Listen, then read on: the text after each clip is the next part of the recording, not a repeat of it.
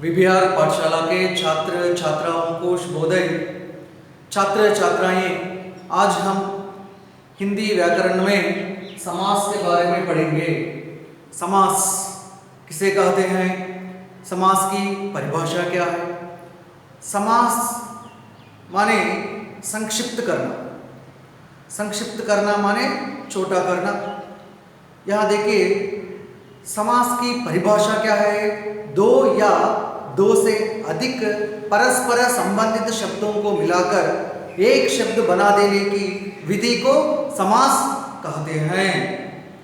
రెండు లేక రెండు కంటే ఎక్కువ పరస్పర సంబంధం కలిగి ఉన్నటువంటి పదాలను కలిపి ఒక పదంగా రాసేటువంటి పద్ధతిని మనము समास అని పిలుస్తూ ఉన్నాము। उदाहरण के लिए भारत की माता, क्या है, भारत की माता। यहाँ देखिए भारत एक शब्द है, माता एक शब्द है। दो शब्दों को मिलाकर भारत की माता, इनमें भारत एक शब्द है, माता एक शब्द है। इन दो शब्दों को मिलाकर एक शब्द में भारत माता, इस प्रकार लिखने की पद्धति को हम समास कहते हैं।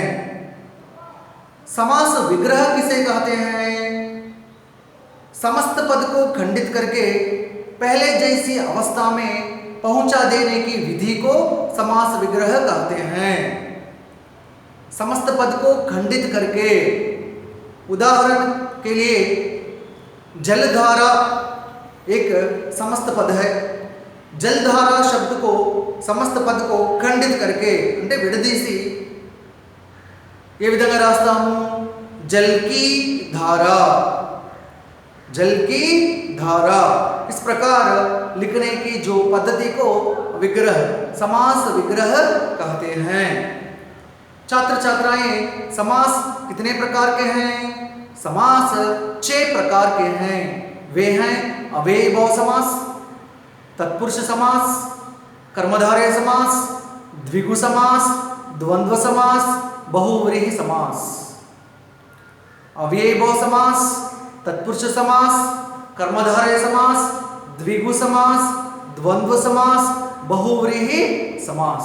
अव्ययीभाव समास किसे कहते हैं, जिस समास में पहला पद प्रधान अव्यय हो और क्रिया विशेषण के रूप में प्रयुक्त हो, उसे अव्ययीभाव समास कहते हैं।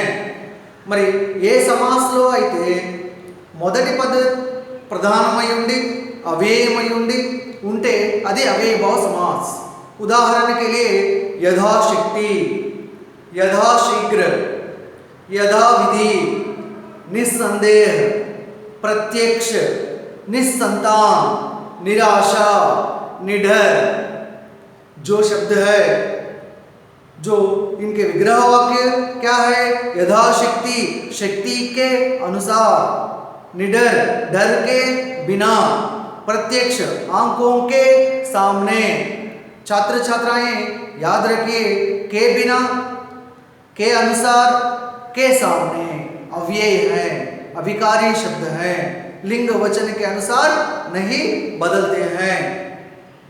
जिन शब्दों के प्रयोग से अव्ययीभाव समास बनता है। ओके, మరి के बिना, के अनुसार, के सामने, ఈ మూడు గుర్తుపెట్టుకోనండి।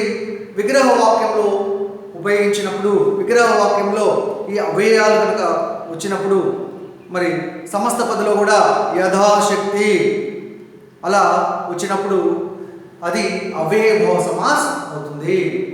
నాట్ ఓన్లీ దట్, जिस समास में पहला पद प्रधान अव्यय, మరి మొదటి పదం ప్రధానమై ఉండి అవ్యయమై ఉంటే అది अव्ययीभाव समास। अनदर कंडीशन क्रिया विशेषण के रूप में प्रयुक्त हो, మరి క్రియా విశేషణ రూపం కలిగి ఉంటే కూడా అది अव्ययीभाव समास। ఎలా, हर, प्रति, भर, तक। నిపాత్ క్రియా విశేషణలో భాగంగా తీసుకునేటువంటివి हर, प्रति, भर, तक। दिन दिन, हर दिन या प्रतिदिन। आमरण, मरण तक, मृत्यु तक, आजीवन, जीवन भर। इस प्रकार जो क्रिया विशेषण के रूप में प्रयुक्त होता है उसे भी हम अव्ययभाव समास कहते हैं। दूसरा क्या है? तत्पुरुष समास। तत्पुरुष समास किसे कहते हैं? जिस समास में दूसरा पद प्रधान और कारक चिन्ह के द्वारा अलग किया जाता है। మరి ఏ సమాసంలో అయితే రెండవ పదం ప్రధానమై ఉండి విగ్రహ వాక్యంలో కారక చిహ్నం ద్వారా విడదీయబడి ఉంటే అది तत्पुरुष समास। उदाहरण के लिए राजकन्या, इसमें राज पूर्व पद है, कन्या उत्तर पद है। మరి రాజా అనేటువంటిది మనం पहला पद అంటాము, అదేవిధంగా కన్యా అనేటువంటిది दूसरा पद అని అంటాం। హిందీ వ్యాకరణం में पूर्व पद उत्तर पद అని పిలుస్తాం। మరి విగ్రహ వాక్యం ఏంటి? రాజా की कन्या। మరి రాజకన్యాలో दूसरा पद ఏదైతే ఉందో उत्तर पद कन्या అనేటువంటిది प्रधान। जिस समास में दूसरा पद प्रधान అన్నాడు కదా, మరి కన్యా అనేటువంటిది దట్ వర్డ్ उत्तर पद प्रधान। प्रधान मीन्स while writing विग्रह वाक्य राजा की कन्या। మరి कन्या स्त्रीलिंग शब्द है, इसलिए कन्या के आगे की कारक चिन्ह का प्रयोग किया गया है।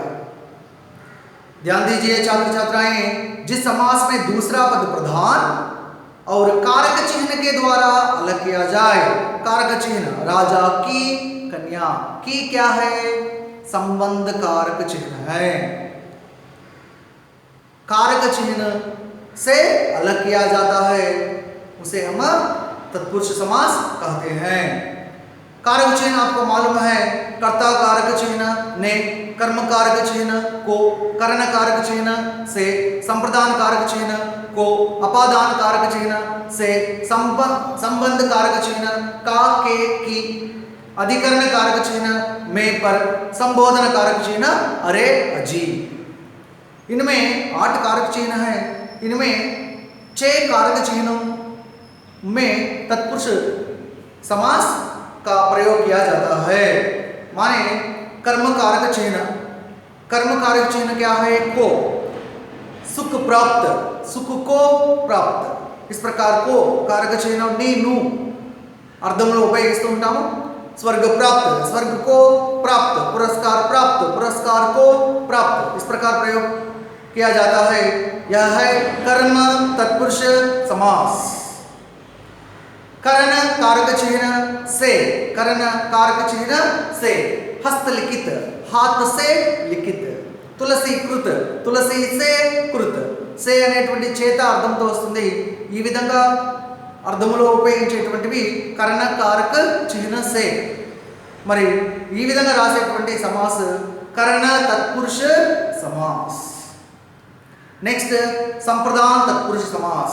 संप्रदान तत्पुरुष समास माने आपको मालूम है को, जो को कारक चिन्ह का प्रयोग किया जाता है। को माने के लिए के अर्थ में। उदाहरण के लिए राह कर्च, राह के लिए कर्च, रसोई घर, रसोई के लिए घर, इस प्रकार को के लिए के अर्थ में प्रयोग किया जाता है। इस प्रकार प्रयोग करने वाले जो समास हैं संप्रदान तत्पुरुष समास। अपादान तत्पुरुष समास। अपादान कारक चिन्ह क्या है? से, नुंडी, धनहीन, धन से हीन, धर्म भ्रष्ट, धर्म से भ्रष्ट, ऋण मुक्त, ऋण से मुक्त, जन्म रोगी, जन्म से रोगी, इस प्रकार हम से నుండి అనేటువంటి అర్థాన్ని తీసుకొచ్చేటువంటిది అపాదాన కారక చిహ్నం। ఈ విధంగా విగ్రహ వాక్యంలో అపాదాన కారక చిహ్న ద్వారా విడదీయబడితే దానిని అపాదాన తత్పురుష సమాస్ అని పిలుస్తాము। నెక్స్ట్ సంబంధ కారక చిహ్న आपको मालूम है का, के, की। राजकुमार, राजा का कुमार का, राजकुमारी, राजा की कुमारी, इस प्रकार का, के, की संबंध कारक चिह्नाన్ని ఉపయోగించినప్పుడు అది సంబంధ తత్పురుష సమాస్। नेक्स्ट अधिकरण तत्पुरुष समास।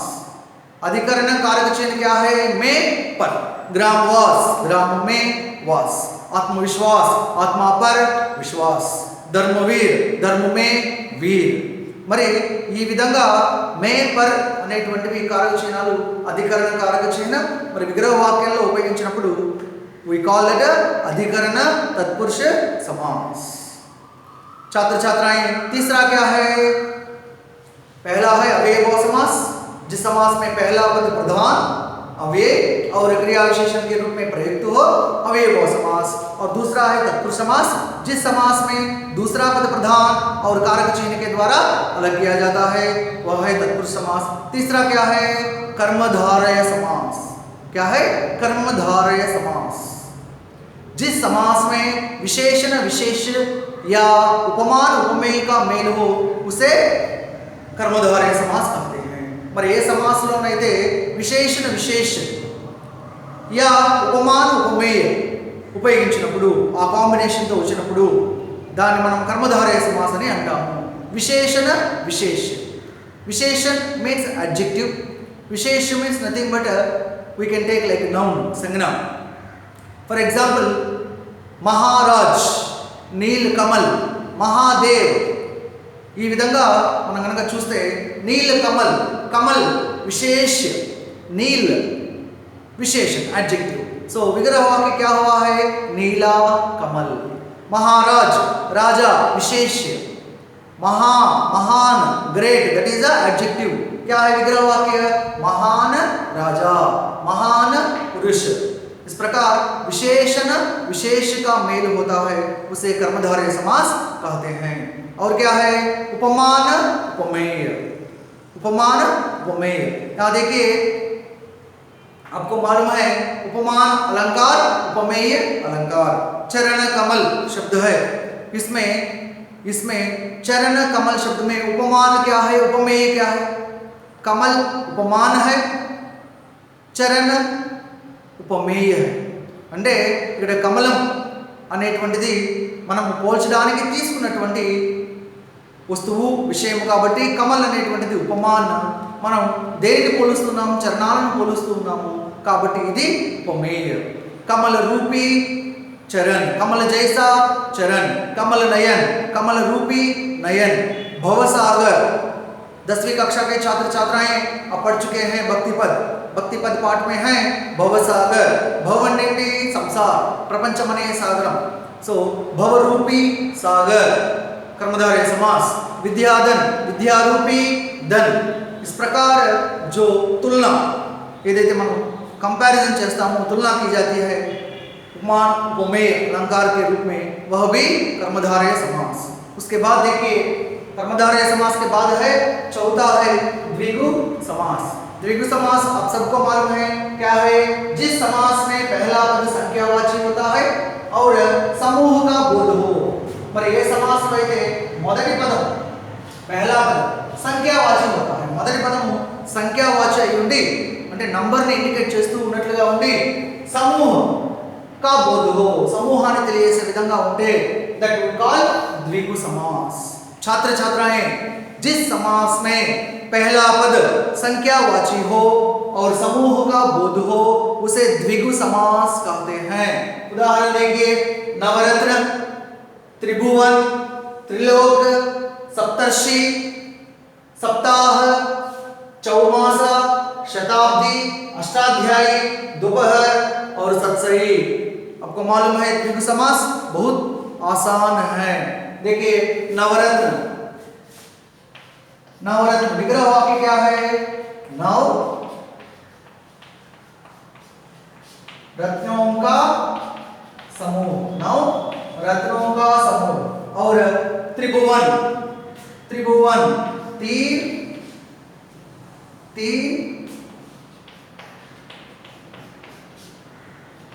भवनों का समूह, तीन भवनों का समूह। और त्रिलोक तीन लोकों का समूह, तीन लोकों का समूह। और सप्तर्षि क्या है? 7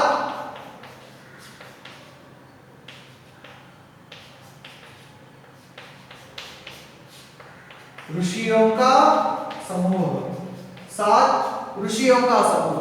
और सप्ताह 7 दिनों का समूह, 7 दिनों का समूह।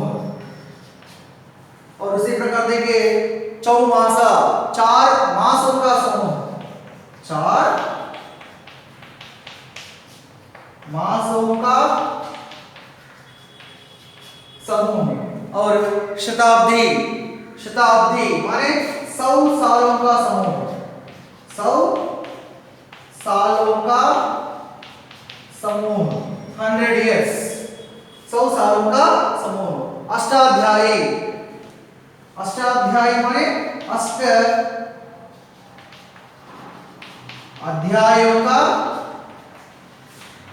समूह। अष्ट माने क्या है? 8, अष्ट दिग्गज, 8 दिग्गजों का समूह।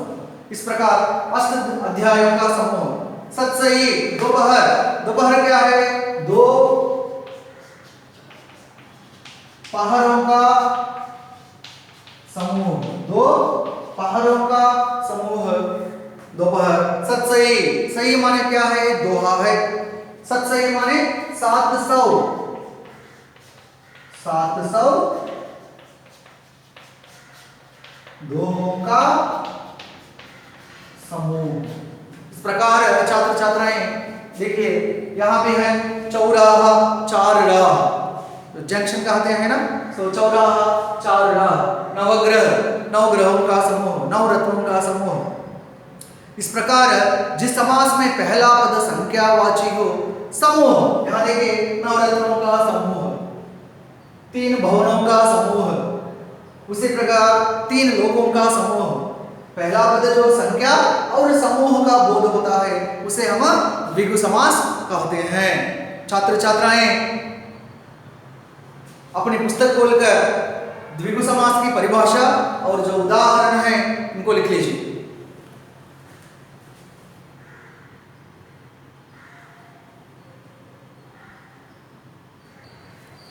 छात्र छात्राएं पांचवा है द्वंद्व समास। क्या है? द्वंद्व समास। परिभाषा क्या है? जिस समास में दोनों खंड प्रधान हो, खंड माने पद, दोनों पद प्रधान हो और योजक द्वारा अलग किया जाए।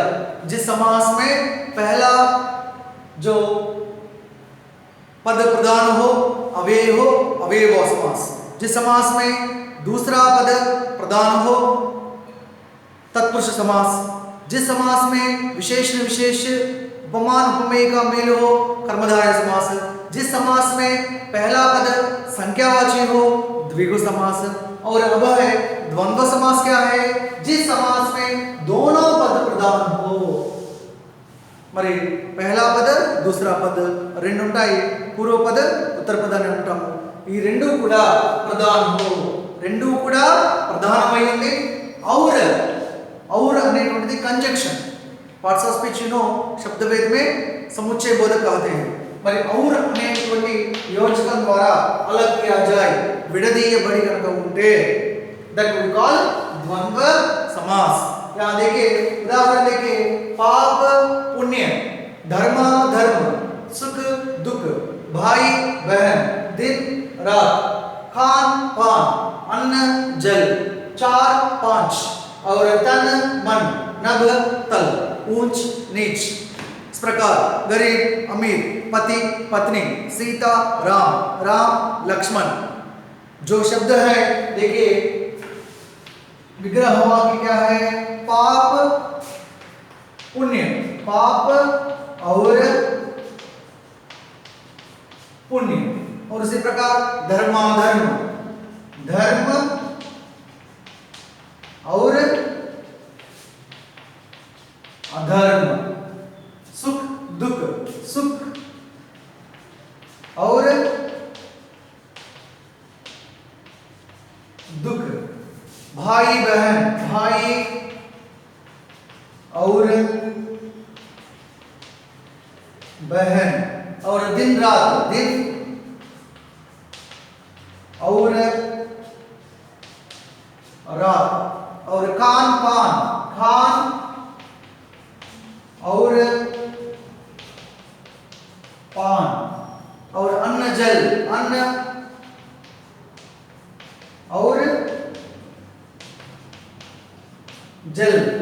4-5 यहां देखिए द्वंद्व समास में जो विकल्प से संबंधित माने या, अथवा, इस प्रकार जो योजक भी हम उपयोग करते हैं 4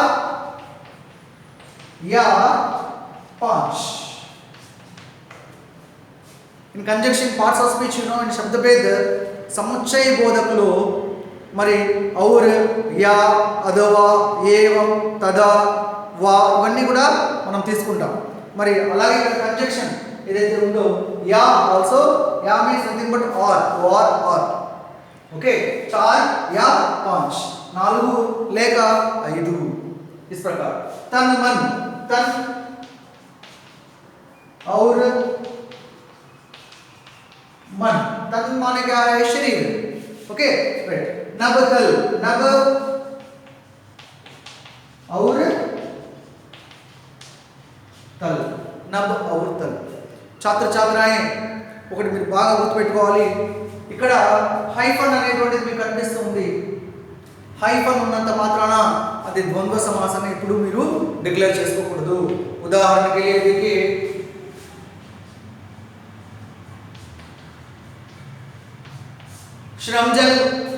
श्रमजल इसका जो विग्रह वाक्य क्या है ఇక్కడ హైఫన్ ఉందని श्रम और जल रास्ते అది తప్పు। श्रम करने से जो जल निकलता है पसीना, श्रम जल माने पसीना है, एक ही शब्द है। श्रम का जल यह है का कारक चिन्ह का प्रयोग किया गया है तत्पुरुष समास। हाइफन ఉన్నంత మాత్రాన అది ద్వంద్వ समास అని అనుకోకూడదు। और एक शब्द आपको मैं पूछता हूं नर समाज। नर